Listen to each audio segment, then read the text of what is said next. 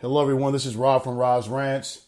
I know it's been a little while since I've actually had an opportunity to record any videos. I've been transitioning from California to Texas. But now that I have a little bit more downtime and stability, I'm going to go ahead and get back to my videos and start putting out some commentary. But before we get into that, please like the video, share, subscribe, and push the notification button for any further videos in the future. So if you're looking on your monitor, and today what we are going to address is why it's important for us as black people to be black first. If you look at the screen, this is the man that owned Cup Foods, which is the store that George Floyd was accused of paying for cigarettes with a counterfeit $20 bill, which seems ridiculous in itself. But the name of the store owner is Mahmoud Abu Ali, if I'm saying his name correctly. Mahmoud Abu Ali. This, of course, is a Arab gentleman. He's not white. He's Arab, and I can only assume that he's a Muslim. And I know that Islam is always been a huge force within the black community. We got a lot of black Muslims. We have a lot of black people that follow Islam. A lot of my heroes, including Malcolm X, Khalid Muhammad, and others, were Muslims, which I have no problem with Islam. I have no problem with religion whatsoever, just like I have no problem with Christianity as a religion. But I've always contended that regardless of what our religion is, regardless of where we come from, regardless of our nationality, we need to be black first. And this is the reason why I'm saying we need to be black first. I'm going to go ahead and play a clip talking that was recorded from the Grio, where you have this man talking about the murder of George Floyd, and I'm going to make some commentaries in between, and then we'll talk a little bit more. Hold on one second. Say your name. My name is Mike Abu Ali. Now you notice he doesn't go by his actual name. He goes by Mike, which is something that a lot of people do. A lot of immigrants who come over here, they want something that seems to be more American, which in essence means more white, more European, more closer to what the dominant society wants. All right, because among everyone else, he calls himself Mike. And if you notice in this video as well, he's also wearing a "We Can't Breathe" shirt, but I'm going to get more into that, but I'm going to let him talk some more. I extend our condolences to the George Floyd family, and we want to express our feelings about what transpired and led to the death of George Floyd. He was murdered and executed in cold blood, and thankfully so, it was recorded on video. And so the first thing he does is he gives his condolences to the family. He apparently seems to feel sorry for George Floyd's murder, is what he says. And he thanks God that it was actually recorded on video. Interesting. No mention that maybe I shouldn't have called the cops. I'm sorry for what I did. This is partially my fault, which it is. No accountability for himself, which brings me to the next thing he actually says. Now listen to this. There needs to be some accountability by the police that were involved in this murder, and until justice is brought to the family of George Floyd, this outrage is not going to stop, and the police brutality and the racial injustice in this country has to be stopped. And we believe that until there's ethnic justice and justice, that there's not going to be an end to the uproar that's going on in this country. Ethnic justice. Ethnic justice?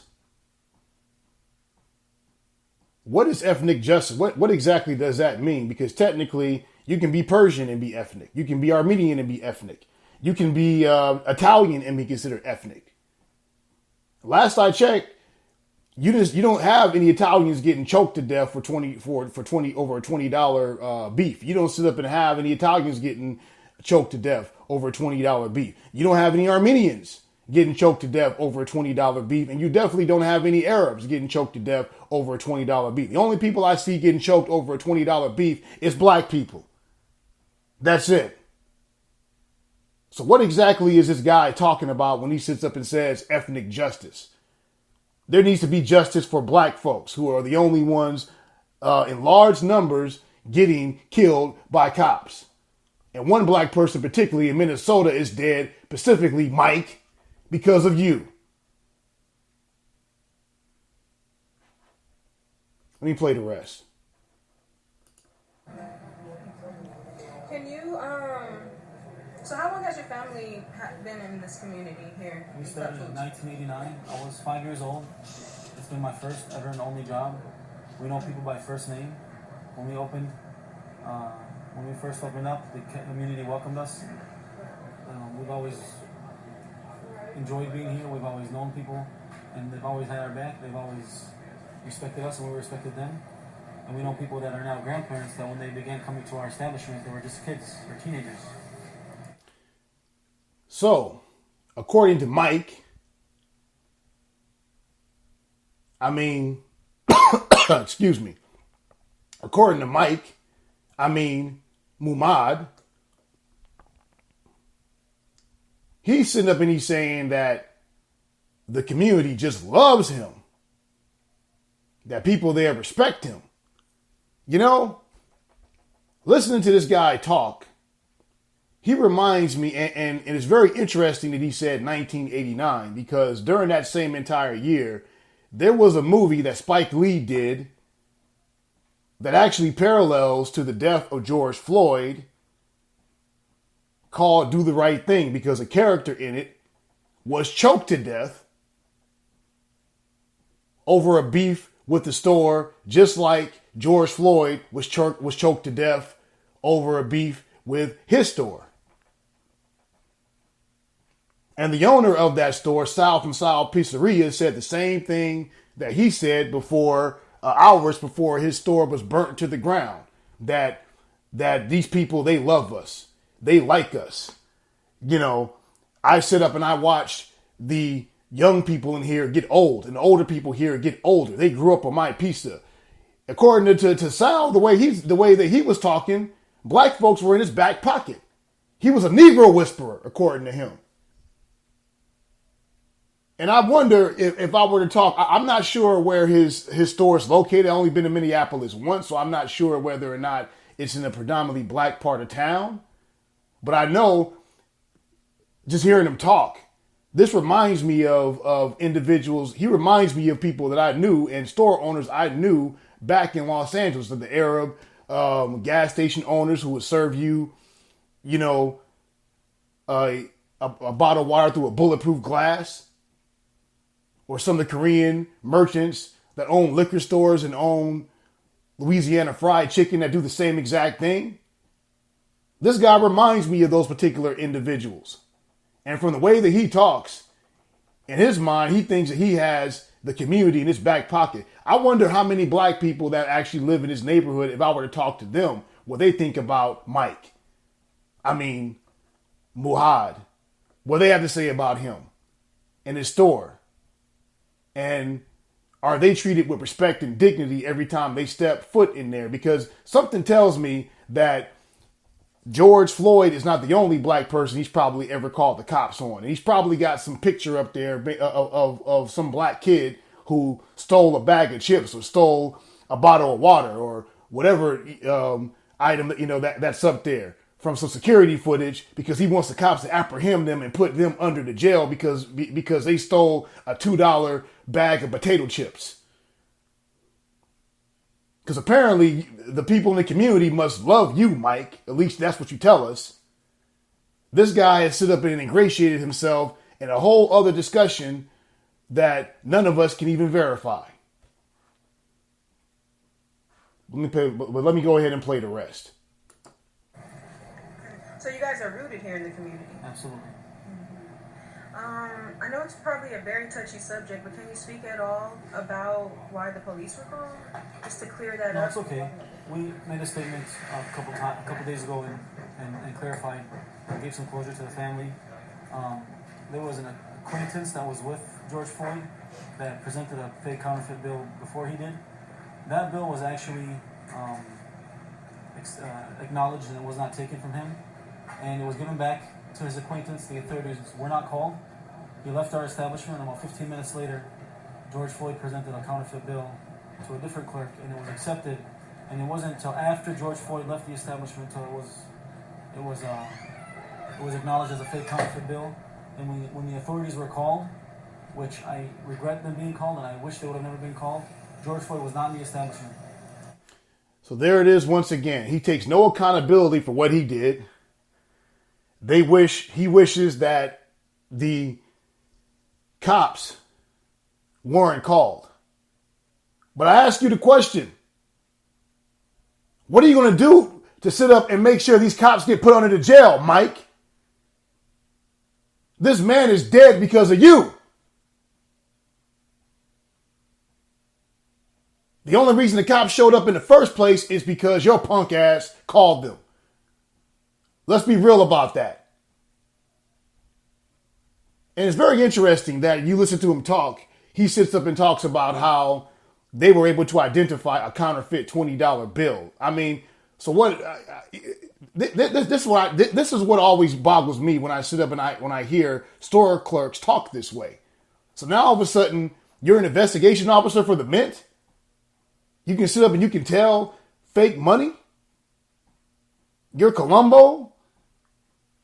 You're a detective. I mean, all of a sudden you work for the Mint. You can sit up. You can tell that indefinitely this is a fake $20 bill. I need to call the cops and I need to have this person put in jail for 20 years because he set up and he gave me a fake $20. So for each dollar of fakeness he gave me, he needs to do a year for every dollar. 20 years in prison for a counterfeit $20 bill. Man, if you don't shut the hell up with your nonsense, Mike, Mohad, this is ridiculous what he's talking about. What he says absolutely makes no sense. What he says is illogical, is reprehensible. He's insulting the intelligence of anybody who's listening to his interview. And on top of that, he's walking around with a shirt that says, "We can't breathe." This man needs to be held accountable for what he did, for what he's done, and he should not be able to be comfortable anywhere that he goes. Let me play the rest.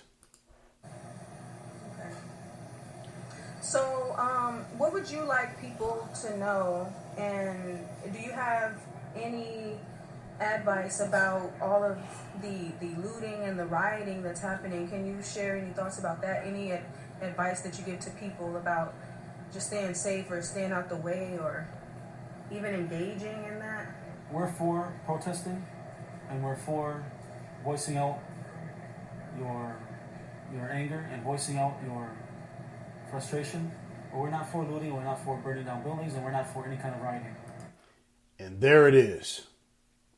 There it is. This scumbag, Mike, he knows that the block is hot for him. He knows that these protesters may actually come to his store and give him and give his shop the business that he brought on himself. And this is the reason why he's out here making this interview. And the Grio, you duplicitous scumbags as well. None of you is sitting up and calling this bastard out on any of this, man.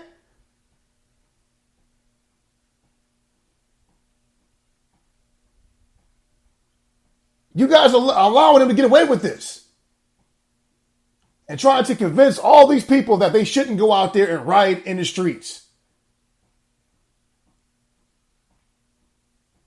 This dude shouldn't be allowed to have any kind of peace whatsoever because his actions led to the death of our brother.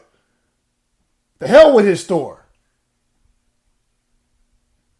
If you sitting up calling the cops on someone and that gets them killed and your store gets burned to the ground, that's the cost of you doing business, buddy.